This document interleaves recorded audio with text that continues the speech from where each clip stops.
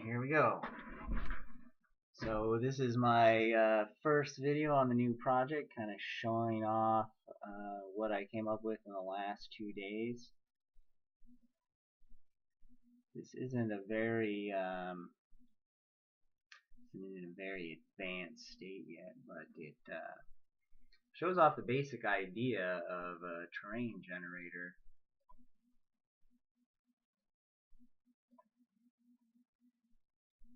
I did the same thing in Unity a while ago. One of the pictures from that is what's up on all our YouTube channels and Facebooks and what have you.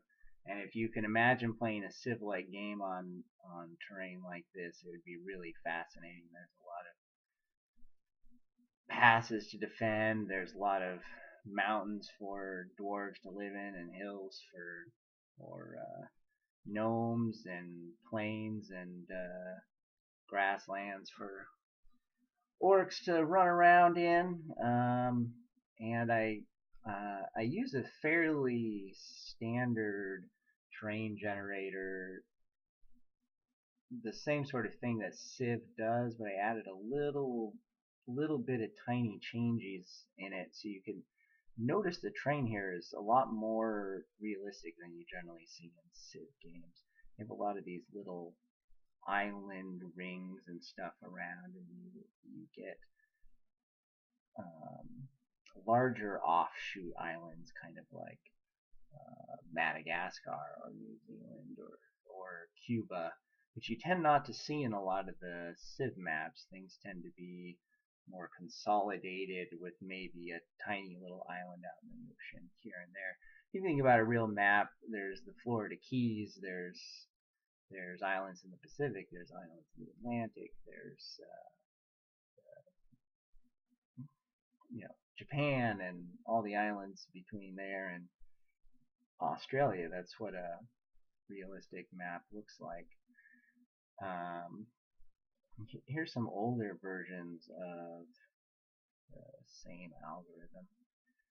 A lot more mountains in this generation, and one of the nice things about this algorithm, it's really easy to tweak it to say we want more mountains, we want more deserts, we want more brush steppe, we want more savanna or jungle.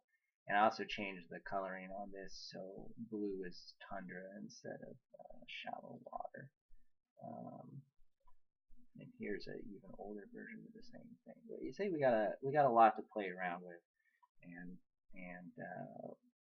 what I showed off. What I showed off here is pretty simple. I had to redo the basic process because I wanted to make another couple little tweaks to make it better. So what you're seeing here is just one layer of a much more complicated process that after a while will turn out looking more like that guy.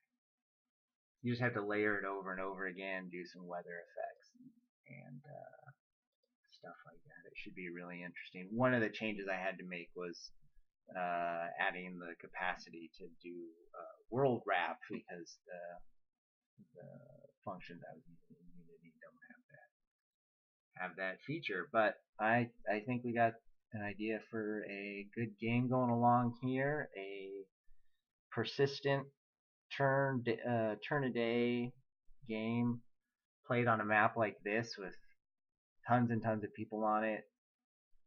The kind of freeform game like Minecraft, where you can play with your families and friends all in the same place without getting too frustrated, but a little bit more competition and a lot more places to explore and things to do.